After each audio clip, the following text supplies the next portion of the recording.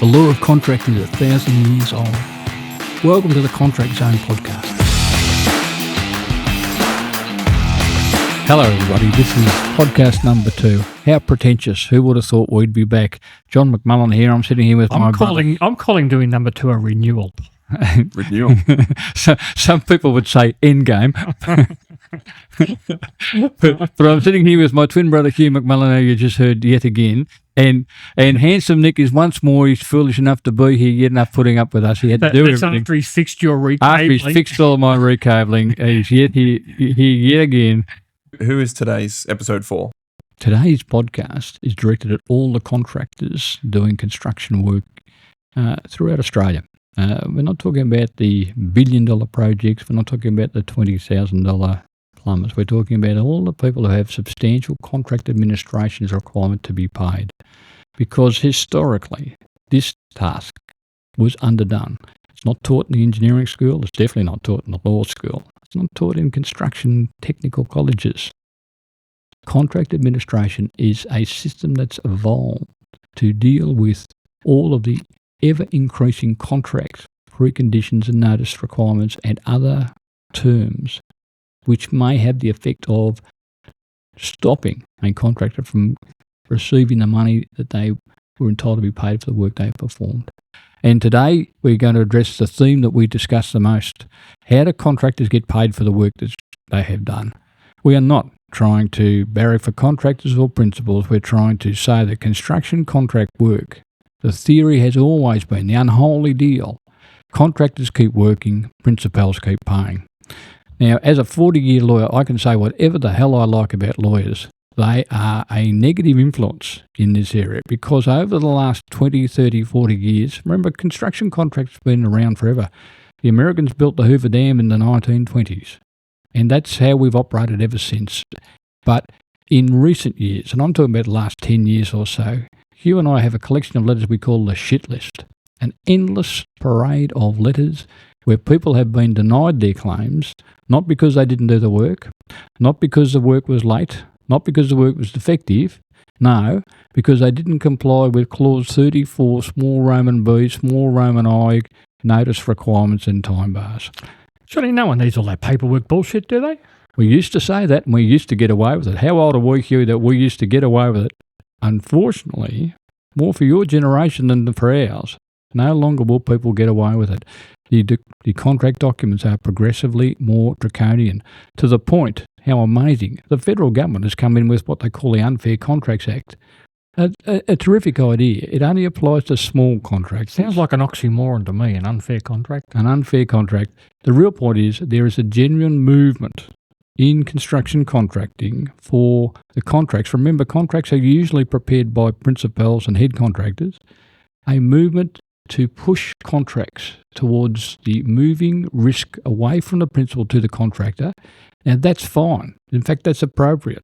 And the theory has always been you put the risk where it's best allocated, the person who could most sensibly deal with it. But that's gone now to the next level, which is contract risks which historically have been allocated to the principal, where they've done the design, responsibility for that design. Where they produce the contract documents, responsibility for the documents. That's all the contractors tender for, to perform the work in accordance with the contract documents.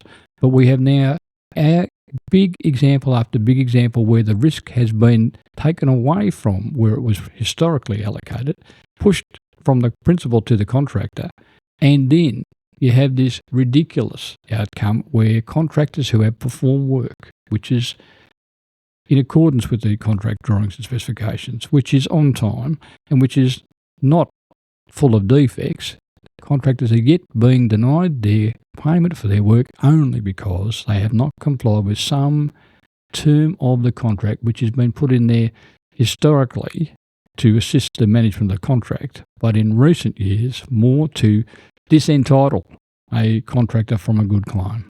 That's the subject of our discussion today. The key areas. We see, Hugh and I see this a lot, and these days we knock up taking people's contracts, usually when it's a little bit too late. It would have been terrific we could have seen them during the tender period as opposed to after they've executed them, but there's always a way. There is always a way. But mostly what we see is a complete failure of contractors to actually do the documentation, the contract administration required of contractors in 2024. Now, historically, Hugh's right. Contractors didn't do it. I didn't do it. None of us did it because it was the project comes first. And it was paperwork, and it's not necessarily what contractors are good at. But in this day and age, the best computer, as Johnny keeps saying, a better computer than the one they took to the moon, is sitting in your pocket. So if you have stuff come up and you don't pull it out and take photos of it or take notes or send someone a text or keep track of all those emails, it's on Only you. yourself to blame. And the losses are dramatic. We have shit list letters in our office where guys have been denied claims in the $10 to $20 million mark only because they haven't done what we're about to say.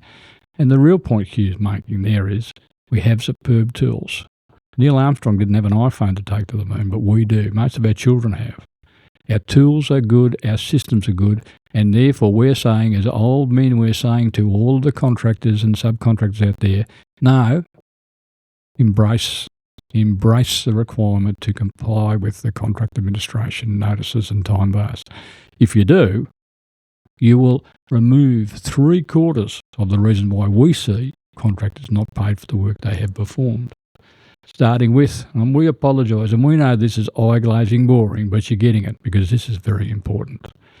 We think there are about 4 or 5 notices in every construction contract which are Hang on, Johnny, hang on. Every time you see one of those contracts, there's 40 or 50 of those notices.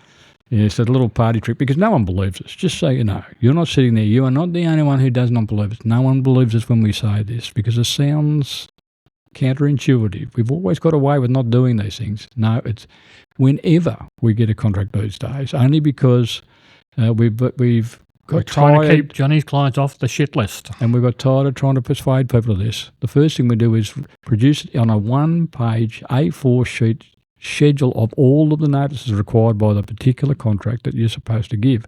And Hugh's right, rarely. There are usually 30 or 40 or 50 notices that every contract requires. So we list them, just so people know. And then we list the time bars associated with them. It used to be 28 days and 7 days. These days it's 5 business days and 2 business. Only a matter of time before it'll be 2 business minutes. But the time bars are critical, and the money is big and important if you do what we say. And so we do list out the 30 or 40 notices, and then we highlight in yellow the 3 or 4 that matter. And it's always the same. The notice of delay, the extension of time claim. And they're 2 different notices, and most people do not know that until it's pointed out to them. The notice that a direction is going to result in a variation. I'll come back to that, but that couldn't be more key and more obscure. And ironically, not the worst news for you. And for the record, that's the one notice I do believe in. Most people on big projects No, often Johnny, refer... no, go back and do the notice of delay and extension of times first. Okay, I'll do them all in order. The key notices: notice of delay, extension of time claim, notice of direction of variation claim. Starting with the notice of delay. The notice of delay, and these days what we do is we highlight the 3 or 4 yellow ones and then actually do the notice. And they always get the oh, that's a bit vague language, that's a bit strange language, and we laugh because we've taken it verbatim out of the actual contract document. And we just turn into 3 or 4 little simple questions, put them on a single sheet of paper, and like sort of each one is something like explain the cause of the delay or stuff like that. And it's vague language, just like Hugh did then. Of course, Hugh uses vague language most of the time, don't forget that. It's my specialty. But it is vague language. But the party trick, we always take it verbatim out of the contract because, ladies and gentlemen, punters, there is no requirement in the contract that the notice be correct. It could not possibly be because the notice is asking you to say things which are to happen in the future. It could not possibly. The only requirement is that you give the notice. And the only first line of defence from those who would disentitle you from your claim is that you didn't give the notice. And therefore, so there's no argument about it. We put verbatim the actual language from the contract, and if they ask for 7 things, we put 7 things in the notice, but we give you the notice. And then there's usually only 3 or 4. There's usually only 3 or 4, and as a matter of fact, then we give you a blank box. And that's where, you could get out your computer, you could type it up in the old... And a typical one, Johnny, would be, what's the first question? Describe the event of delay. And the typical answer you would give for that, there's a dirty big truck parked in the way. 100%. And even though that was a completely inelegant description, which is his norm, what you should really do, of course, is pull It's out a your big truck. iPhone and speak into it and say, I'm in section A4. There's a concrete spill. There is a wait for steel reinforcement. There is new work that the superintendent has asked me to perform. Something like that. And then, while you got the iPhone in your hand, go photo, snap, put it back in your pocket. Which, by the way, correct me if I'm wrong, Johnny, it's not necessarily required for the notice, but it'll be bloody handy later on when you're trying to claim some money for this. We are no longer interested in beating around the bush. We've got away with it for 30 or 40 years not complying with the contract administration requirements, but now the money is too big. The issues are too big. Now we say, no, let's just do it. And by the way, let's do it properly. So we could muck around and we could put in vague statements about to be informed when we know more about that sort of stuff. No, what we really say is we're standing in section A3. There is a concrete spill. There is a steel reinforcement requirement for this. The superintendent has asked me to do this work. Photo, snap, put it back in our pocket. Automatically, that's a new word, automatically emails or ACONXs or team binders or something just goes straight to all the locations it's meant to go. Sometimes that might be the superintendent. Sometimes that might be your boss who doesn't like sending notices until he's seen them signed off on them. We don't care. But we do say Just like getting paid. the notice has got to be given. And why are we mucking around? This is real money. It takes 20 seconds to do the stuff that I just made up. And yet you will cheerfully, all of you guys will cheerfully pay tens and tens of thousands of dollars. And if you have a real piece of litigation, $1 million and several years to lawyers after this. No. Don't be in that. You guys are professional construction contractors. Yeah, Johnny, move on. So that's a notice of delay, extension of time. But so just to recap, so it's a simple thing.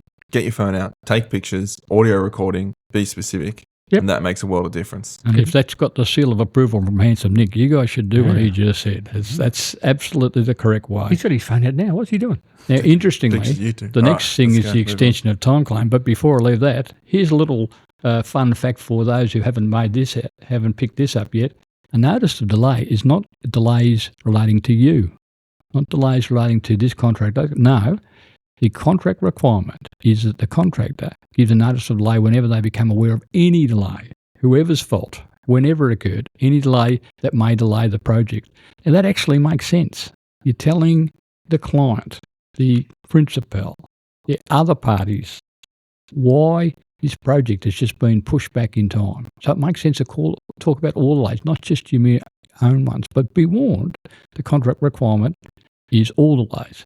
Now, as a matter of fact, if you wanted to be cynical, you'll only care about the delays that you had to give the notice of delay because you're leading up to making an extension of time claim. You see, the notice of delays, the delays that happen on a construction project are far greater than those delays which entitle a contractor to an extension of time. The extension of time is a separate notice. Many people still in 2024 refer to a notice of delay and EAT claim interchangeably. Wrong. Not what the contract requires. And also, it's just a bad idea. They're separate things. EAT claim is where the contractor makes a claim to the principal, usually handed to the superintendent, but a contractor makes a claim to the principal that they are entitled under this contract to an extension of time to the date for practical completion. Well, I could not describe a more critical thing. You and I have always said to people, time, cost, progress. We used to say quality, but we really mean progress, compliance with the drawings and specifications. That is, they're the three critical issues. Well, guys overlook time because they don't see it in dollars, they see it in days. But it is big money. Everything on a construction site costs big money. And if, God forbid, the contractor is late, the principal will lose big money and therefore will sue for damages for breach of contract for lateness. Now, as a matter of fact, post-World War II, the Convention of Liquidated Damages has stepped in to do that. But all you're doing there is you're pre-agreeing the amount of damages. It's big money. All of this means an extension of time in 1 day is worth big money. Extension of time of several months is worth very, very big money. The process has got to be right. The extension of time claim. Now that notice We will always prepare it as we did with all the notices, but that one usually there's half a dozen different things, and there's sensible things to require a person wanting to extend the time to practical completion on their program. For example, describing the event. For example, pointing to the provisions of the contract that entitle the contractor to an extension time for that event. For example, historically, inclement weather gave the contractor an extension time. Not more money, we'll talk about delay costs in a sec, but an extension of time for bad weather. As a matter of fact, there's no fault delays and there's principal's fault delays. Principal fault delays, the designer's got mistakes. The design hasn't arrived yet. The site's not available. They're not getting access. All those things are the breach of contract by the principal, for which the contractor is always entitled to an extension of time and more money. But there are other delays, the no-fault delays. And the two bigs, industrial relations delays, inclement weather delays. And there's others, but they're the main ones. And for those, the contractor has historically given the contractor an extension of time. Now, be warned, we're in 2024, and progressively each of those little entitlements gets narrowed down and chipped away all the time, and each of them have multiple preconditions to be made out before the extension of time is to be granted. And that's what we're discussing today. The extension of time claim couldn't be a more critical notice. Delay costs. It's a little separate argument inside extensions of time. Some delays are caused by the principal. For example, you don't have access to the site. Other delays are no fault, for example, inclement weather. Historically, where a contractor is delayed by the principal, where a head contractor delays a subcontractor, that person's entitled to not just an extension time, but more money. Effectively, the stand-down cost, the cost of being on the site but not being able to perform work. And that, because even though you may not have access, you'll have men, you'll have equipment, you'll have materials, none of which are earning money. The cost of that stand-down, historically referred to as delay costs. People also use the phrase prolongation costs, delay damages, but they really mean damages because you've been delayed by the principal, delay costs. Again, you need to give notice. And that's more subtle. When I get to the end, I'll talk about the prescribed notice. But the extension of time the extension of time claim could not be a more critical part of contract administration for the contractor. Right. Now, what about these directions? I hate it when he's right. It's just not what I like. Okay? I know. Why would you? Endlessly, a contractor will be on the site and the superintendent or the principal or someone, the head contractor, will give the contractor a direction to do something. Now, historically, most times directions will say, hey, you're doing a poor job, do this or do that or do it differently. But also, sometimes a direction has the effect of requiring the contractor to do work that's required by the contract. Now, it's a bad system to just presume that, oh, well, I'll just do that and send in a claim for a variation down the track. It's just hoping for the best, and it always turns into a disaster. The requirement under the contract is clear. You have to find it. I say it's clear, but you have to find it.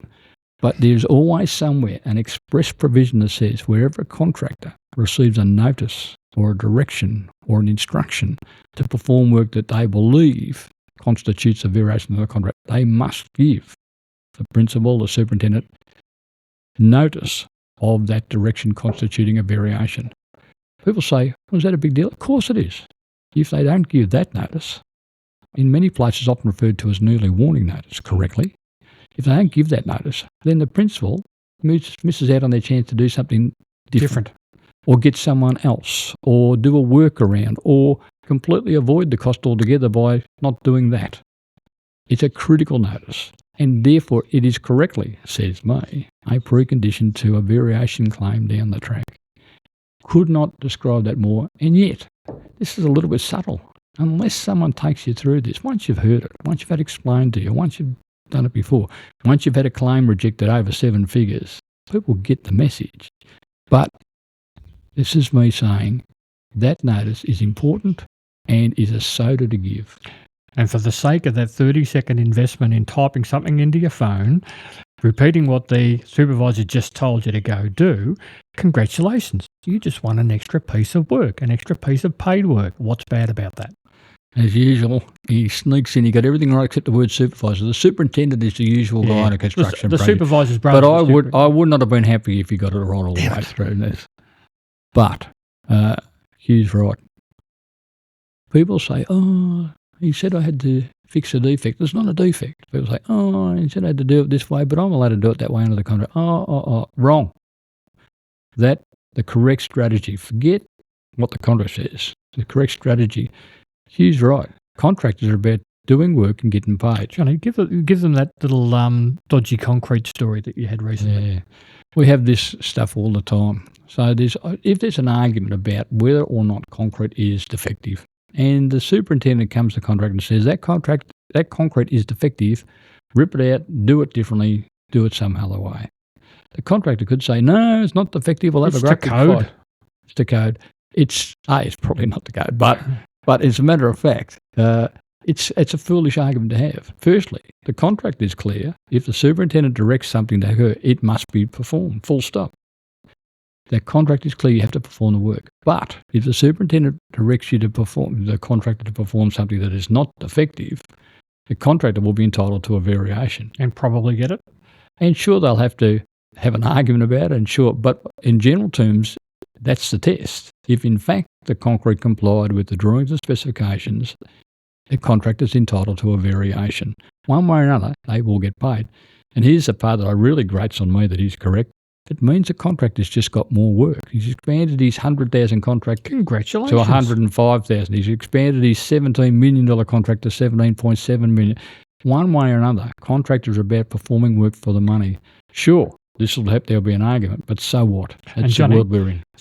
Now, say it turns out the superintendent was actually correct, that it was dodgy concrete. You've lost nothing. For a start, the cheapest defect rectification in the world for any contractor is a defect rectification they do themselves. Firstly, because they've got the staff, they're already on salary, they're already contracted, they've got the materials, it's the cheapest possible way to correct defects. But as a matter of fact, usually work will have been done by subcontractor or some trade contractor or someone else. And to the extent that the work is actually defective, they're the ones who'll actually be doing the rectification. They're the ones who'll actually be chasing payment. But the one thing I do know is if, on the other hand, the contractor ignores everything Hugh and I just said and says, "No, I'm not going to fix it," apart from the fact they're in breach of the contract, apart from the fact they may get all sorts of bad notices about that. What they're really doing is they're inviting the principal, as they're entitled to do, to perform the work themselves at the cost of the contractor, get someone else to do it, who will and undoubtedly be far more expensive because they've got to come onto the site, because they've got to get into new work, and there's no real driver to the principal to keep the costs down. Rather, they're better off getting a Rolls Royce. And then instead of having a defect rectification cost to the contractor of maybe $70,000, they may well be getting a tax invoice for $770,000, and that's very difficult to defend if in fact the concrete was defective. The worst idea in the world is to not rectify your own defects, whether or not it's defective. If it's not defective, sure, make the variation claim. Usually you'll succeed. So just to summarise, basically, so if the superintendent, not the supervisor, his brother, superintendent walks up and says, "That concrete's dodgy, do it again." You can grizzle and moan, but Johnny's saying, firstly, do the work because you have to under the contract.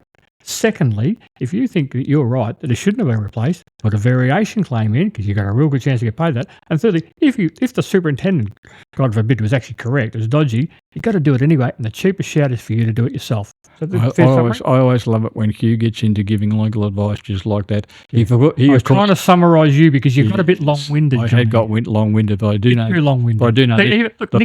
Nick's nodding. Nick's nodding. You were long-winded.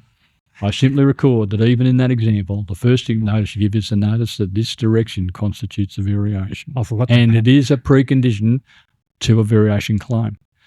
Variation claims. Guys say, what makes a $100 million contract cost $105 million and $110? Is it variations? The answer is yes. But there's good variations and bad variations. A good variation is one that happens very early in the contract. Before you get to the work, the superintendent says, "Give me a price to do this work." You do, and the superintendent can say, "No, don't worry about it, that price, don't worry." Or, you know what, heck, go ahead and do it. Or you know what, we'll operate under contract. Here's your direction to perform that work. Claim the variation under the variation provisions. There's a mechanism to get that quantified. That's a good variation. A bad variation was when something goes wrong. And for example, you're already in the middle of a construction project. You've got 3 Fabco cranes and 300 people on the site. And then it becomes apparent that the design is wrong and work has to be stopped. And people have to get the design right. And then eventually have to go and remove work and redo the work. That's a variation. That's a bad variation. There's no choice involved for the principal, and that'll be hard fought. Each of those variation claims is what drives construction prices up. Now, the variation claim is a very detailed provision in the contract. Progressively, year after year, those provisions got wider and wider and wider, and they are critical in that they are followed because each of the conditions will be preconditions to payment. Again, the notice has got to be given. Usually it starts with a variation quotation and then goes into estimates of the time required and the cost to be involved and all occurring before they are given. Effectively, you're pricing a new job. At one point, the law of contract is 1,000 years old, and equally the law of restitution, which looks like contract. The law of contract, a person is entitled to be paid in accordance with the agreement they've made. Another doctrine equally long, the doctrine of restitution, a person is entitled to be paid a reasonable sum for goods or services provided at the request of another person. They sound the same, they're different. A variation claim is a little restitution claim bolted onto a bigger contract. The point is, restitution claims, like variation claims of contract, you're performing the work, then sending the bill. The entitlement is to a reasonable sum, if not pre-agreed. A variation claim is a key part of the contractor's requirements to get paid for the work they have performed. That's notices. Let me talk about program. We go out of our way to say to guys, even though historically it was a boring task, and I'm not talking about the 50 A3 sheet Primavera Microsoft project program, which is required if it's in part of the contract, but we're talking about just monitoring the program from start to finish is a key part of any contractor's work. A big contract, small contract, the same. A contractor needs to know at any time where they are on the project, how much of the work they perform. For that reason, we like talking about S-curves, just a graphic diagram showing where you are on the project earned value, on the project dates. It tells you where you are. As a matter of fact, each of the notices I just referred to actually usually requires exactly that, and historically it's never provided. Because every notice, the notice of delay, the OT claim, the notice of direction, constituting a variation, the variation claims help all say usually some words that are the same as, quote, the effect on the program of this particular item. Now, on that topic, theoretically, you are supposed to give them an amended program. That doesn't work if you've got a 50 A3 sheet Primavera program. At some point, someone may do that, and they should. But as a matter of fact, what you need is something convenient. We say to guys, you need to go put together what we call the Gantt chart. It is a complicated document and a complicated series of systems to create this. But okay, so Johnny just mentioned Gantt chart, and he even mentioned these things called S-curves. So the Gantt chart is really the thing that everybody's familiar with. So down the left-hand side of your sheet, you've got all the tasks. Across the top, you've got the calendars in weeks or months or even years. And then for each of those tasks, you've got a little line representing when that's going to happen against that time scale. And in things like Microsoft Project or a thing called Primavera P6, you have a record for each of those lines, including, amongst other things, the name of the task and the money that's involved and stuff like that. And what Johnny was saying was if something happens to change your work, then you can actually grab those lines in all of these programs and just drag it to kind of say what the impact on the time is. So you can see that. Now, an S-curve is a different representation of the same thing. And the best example I can give you is probably one of the most viewed graphs on the planet over the last 30 or 40 years. We're not hearing about this cricket graph. You are hearing about the fucking cricket graph. Get used to it. And that's all we're going to say about it. But it's a really good graph, and an awful lot of people see it. And you're watching the one-day cricket or the T20 more likely, and you know who about it first and what they got, and then you're watching the second mob coming and you're wondering, are they on track to beat it or not? Now, that's a graph that a lot of people are really familiar with. And earned value is exactly that graph. An S-curve it's a translation of the Gantt chart into a single line, like a line. It's always an S because it starts slow, because you're in the honeymoon phase when you got the job. Then you get busy, you start to do some work, and then you get down the end, you're trying to get rid of all the little last bits to get it done. So it looks like an S. And if you, against that line, map the work that you've actually done, in other words, you've earned value on that piece of work, then those two lines gives a very good indication of how you're going progress against the program. So that's what an S-curve is. A one-page image that can be dragged and edited and give parties a bit of an insight into the effect of this particular direction or variation or EOT on the program. As a matter of fact, it's a requirement inside every notice. You and I these days say the program should be updated, and as a matter of fact, it should be updated in the one-page editable form that we're describing and attached to every notice. And separate to that, we then say it should be, each of the notices should be listed in a register. And so you're going to have 4 registers at least. And then we say every notice, every register should be attached to every progress claim. We don't really mean put all the notices in, we mean, but a little one-liner summarising it. The client, the principal, the superintendent, when they get their monthly progress claim, it's just good voodoo. This is usually not a requirement of the contract, brackets. It's a good requirement to get paid, which is really the purpose we're having this discussion. But in the same way as each gas bill and electricity bill these days, if you turn it over, you'll often see a little graphical image of how much you've been billed over the last 12 months. That there is for the purpose of the client falling in love with the utility provider. We say a truly well-managed construction contract should attach the notice of delay register, the EOT register, the notice of direction register, the variation claim register to every progress claim. And if you do what we say that instead of relying on a strategy to get to the end of a construction contract and fight for the money that you think you're entitled to be paid, you've in fact had a happy principal head contractor all the way through who's seeing the contract sum edge up incrementally, progressively over the entire project, and it's likely, we believe, to keep paying the extra. So you get to the end of your project and on a $100 million contract sum, all of a sudden you've got $107 million. And there's that same rationale like you and I believe in. Contractors perform work for the money. If we could somehow click our fingers and magically ensure that they were actually paid for the work they performed, then we say that's a job well done. Last word. We talked about it before, defects. You often see back charges. A real problem for any contractor is the principal or the head contractor keeps wanting to deduct money, especially at the end of the project. Now, we say the correct thing to do always when you get a back charge or a defect is to, if it's wrong, dispute it, give the notice that it constitutes a direction, make the claim for a variation, but perform the work yourself. And we think that that's a good strategy. What we've described through these notices, through these processes, we think is the right strategy in 2024 for a contractor to be paid.